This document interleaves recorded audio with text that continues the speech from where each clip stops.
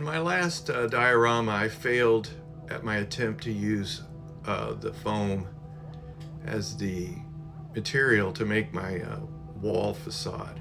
And I found a photo on the internet that I really liked. I liked all the aspects of it. So I got the foam out again, and I was only going to use it for the front and not the rear. I wasn't going to detail the rear as my last diorama. Please check that out too. I started by drawing my design onto the styrofoam and cut it out with X-Acto knives and other blades. I used the mini art diorama set for the doors and the window frame that was going to be used in this diorama.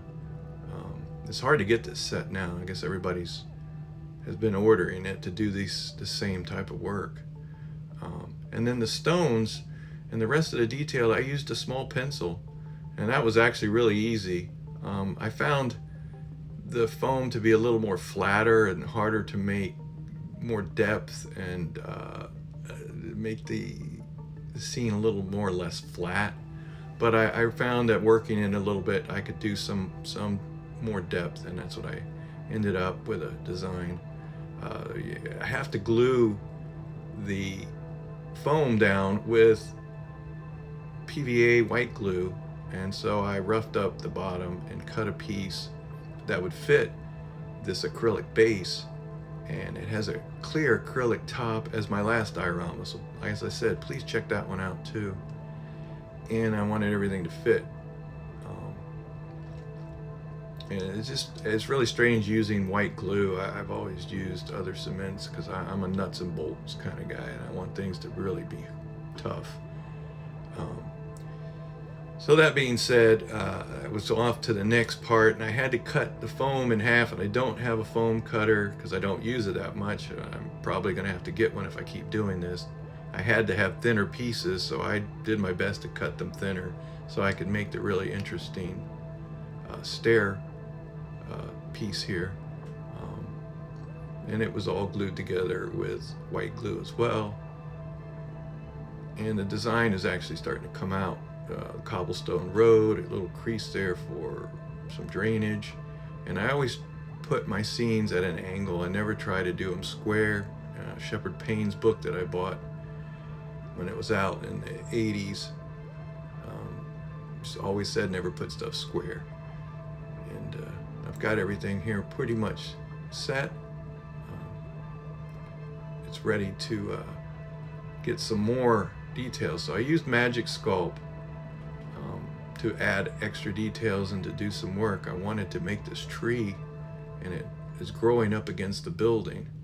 I really liked the way it looked, so got the Magic Sculpt out, rolled it out into a skinny little piece, two pieces here, and I was going to mesh them together, kind of roll them together, entwined each other as in the photo, and then just put them up against the foam, press them in a little bit, work the bottom edge, and got it ready to detail the tree itself, which I used just an X-Acto knife to give it some detail so it just wouldn't be flat. I wanted to add a little bit of life to it. It's a really interesting part of the diorama, I think. And later I'll show how I did the foliage that goes at the top, and I detailed the tree all the way up as it grew up against the side of the building here.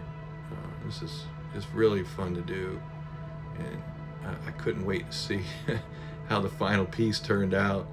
It just gave more incentive to get moving on it. The doorknob there and handle I made out of plastic, and I made that sign for a number up by the door out of plastic, and then some photo etch parts for down there at the bottom of the tree, and then Magic Sculpt was used to fill in cracks. Some evergreen styrene was used. I broke those into pieces to make tile for the top of the stairs, walls, and then my airbrush was used with acrylic paint because other paints would attack the styrofoam, so everything had to be acrylic. It's something I've had to get used to in doing this, and then I did an overspray of tan any tan would work, light, light buff color. I just wanted to get the details to show up. The bricks were painted in different colors of acrylic paints, and they were just painted on with a brush. And as I said, I used different shades for the brickwork, and then a few different shades for the stones. And I really liked the way this scene had stone and brick.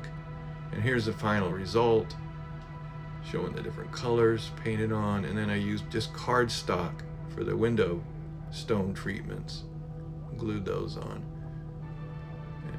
And, things are coming together here, and you can see the painted pieces. Now it was time to bring out the vinyl spackle so I could fill in the cracks around all the stonework and cobblestones and bricks. And there was, a lot of the mortar was showing in the photos. The spackle was diluted with water to make almost like a thick paint, and so that way I could use a brush to just apply it onto the diorama base styrofoam. This had to be rubbed off as I put it in before it dried, so I just used a paper towel to just rub it off. The part here that really kind of was worrying me is a lot of times I'll overspray it with a clear to keep the paint from coming back up when I do this step, and I think I lost a little bit of the color when I wiped it, but it turned out to be where I was pleased with it, so I went ahead and just kept doing it. I just like the way the spackle looks like real mortar, and it's all in the cracks and crevices.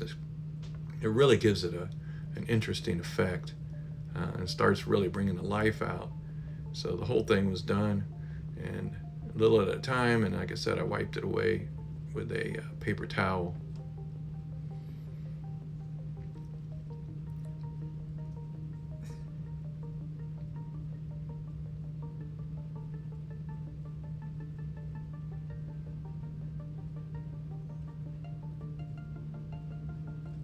And once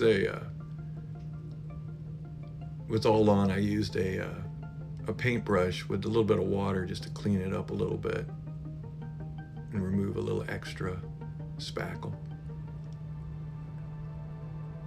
And here's the scene with the spackle done, and I added a few little other details like that small hatch door there, probably for a basement. Then I just used some olive brown colors to paint the tree. I just used a brush, and this is acrylic paint. Nothing special in color, just whatever you think looks best. And I've got the tree painted here.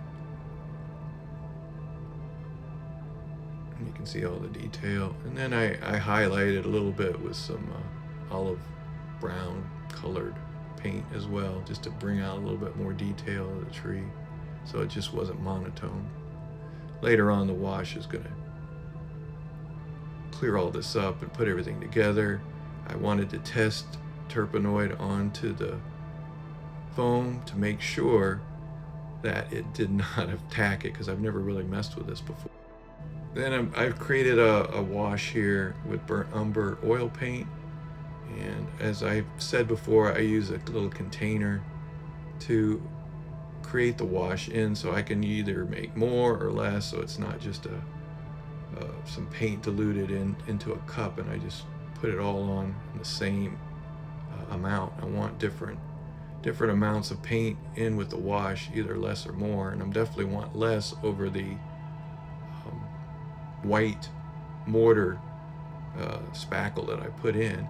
So a lot of it is just basically dirty Turpenoid there. And then where I do want more places, I'll get into the container and put more in. And then I ground up some pastels, an olive green color, for the moss growth that starts forming around the cracks and corners where moisture is always going to just sit, and it just forms this mossy green stuff. And I think it really adds a lot of life to these older buildings, street scenes.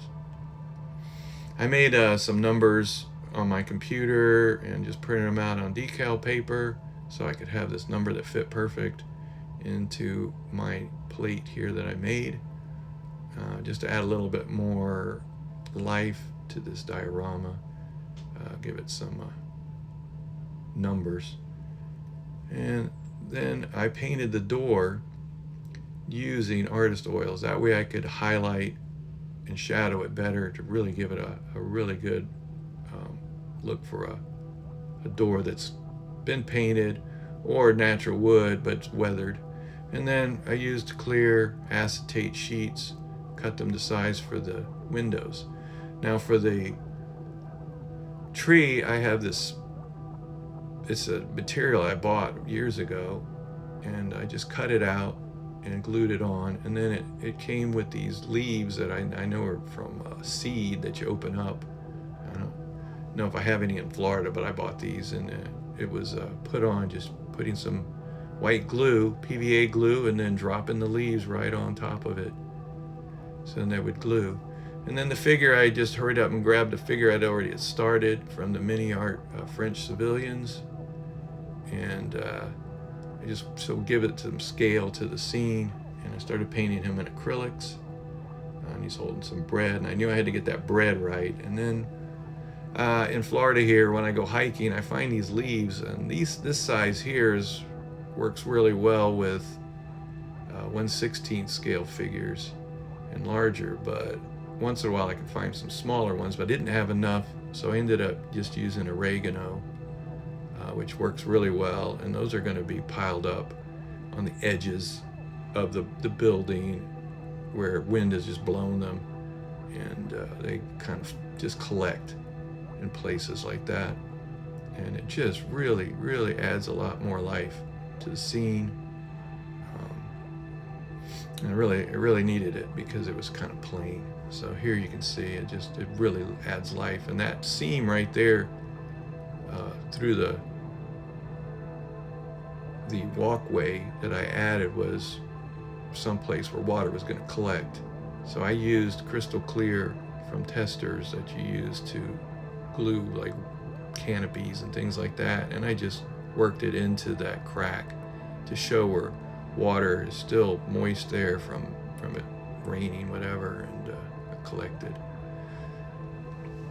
And then the final scene is done, and I really, once again, like this base and the way you can just remove the clear acrylic casing to show the inside, and it protects it, and it really makes a really neat piece to put on a desk in an office or any place and not have to worry about dust and somebody breaking it. The leaves really came out well on the tree, and I'm really pleased with it. I'm just not happy with the back. It's just painted black, and it's really rough in the back. So I appreciate everybody. Thanks for watching, and hope you enjoyed the video.